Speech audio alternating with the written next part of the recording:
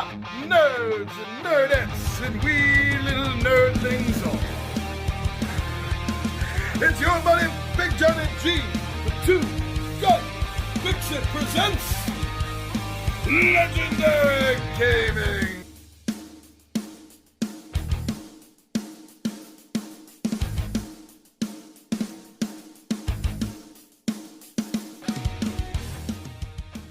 I love doing Tabletop Takeout Tuesdays because this is where I get to tell you what it is I enjoy about a game. It's not a full-blown review by any means, it's just bullet points. The main reasons why I like playing a game, what it is I love about it, what excites me, knowing that it's going to be hitting the table. So welcome back, and having me here, sharing your time with me here is very awesome. I do a video every day of the week, so please, out of the thousands we have, you might find something you enjoy. But maybe you're going to enjoy this video. So why don't you join me down the table, and I'm going to tell you why I love Ghostbusters, the board game, 2.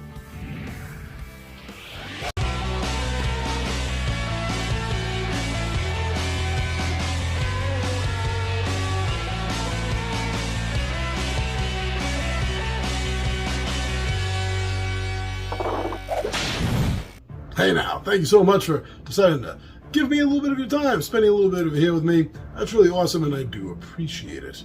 Now, if you appreciate, like, or love in any way, shape, or form Ghostbusters, whether any of the movie incarnations, or the comic books, or the TV series, the cartoon show, then you're definitely going to be interested in this title. This is the second title, of course. It's called Ghostbusters, the Board Game 2. You notice it's not called Ghostbusters 2, the board game, because it isn't. It isn't based on the movie. Although aspects from Ghostbusters 2, the movie, are incorporated into the game, like Vigo, but it is not entirely really based on the movie. It's not the storyline of the movie. That's already happened. In the game plot, that's already happened. So this is just adding on to that.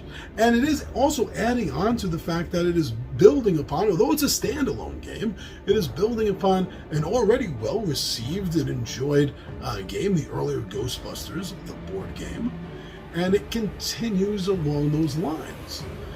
So, I mean, ultimately, before I say anything else, I think it's quite obvious that if you are a fan of Ghostbusters, especially a big fan, if you are a collector's fan of Ghostbusters and you don't have either of these two games, then you're definitely going to want to check out the rest of this video and then get yourself some more information by finding out some more things about it. Watch some more videos, maybe some playthroughs that someone might have of it. I think I might have a playthrough of the first one. I can't even remember. I have over 2,000 videos up. I can't remember each and every one of them.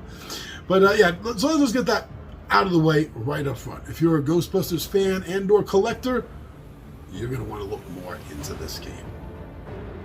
Now, on top of the fact that it's following in the very fun ectoplasmic footprints, you could say, of the first game, just like the first game, it also incorporates some really fun and amazing looking miniatures. These miniatures, again, I say this a few times, not all the time, but every time I have said this, this is true. It makes me wish I had the time and the talent to paint them. That's how good they look. And some unusual too, not just the figures themselves of the Ghostbusters, of some of the ghosts, of Vigo, Ectomobile, but also a really cool Statue of Liberty head. I think we all know how that fits into the story. Something else I personally like about this game is, for me, there was a bit of familiarity. Not because I played the first game. I found it with the first game as well. And what felt familiar to me, although the mechanics of the game are generally different, is the fact that you're closing portals. That these portals are opening up between this realm and the realm of the ghosts, and they're coming through. And you have to stop the ghosts and then close the portals. And this really reminded me of Arkham. I've played Arkham for years. I'm very familiar with that game, and the whole idea and the concept of going around and closing down the gates that the monsters are coming through, it was familiar to me because of that. So it got a big check because of that. Obviously, of course, I enjoyed that. And if you're familiar with the Arkham games by Fantasy Flight Games, then again, you're going to find a little bit of something familiar here, although the rules and the mechanics are different. Now, this has a few problems with the rules. Again, it looks like they sent it out from because this was part of the Kickstarter that they did with the first game. So I feel like they rushed it a little bit. So you're going to want to check the Board Game Geek forums, as well as maybe the Cryptozoic site. May have some errata for the rules. That'll clarify a few things and help it run smooth like the first game did. So you're going to need to go check that stuff out. But yeah, overall, the components of this game look absolutely great. I love the boards, the tiles. The boards are made up of tiles you're piecing together, so they're always gonna look a little bit different from one mission to the next. There's also some nice expansions for this game as well. If you want to increase the size of the team, so to speak, you can do that. But yeah, this is definitely a really fun game if you are a Ghostbusters fan. If you're not a Ghostbusters fan, it may be. You may enjoy the game. I don't know what specifically is going to leap out at you, unless, like I said earlier, you find something familiar between this and some of the Arkham games. But if you're a Ghostbuster fan, there's no question in my mind you need to play this game.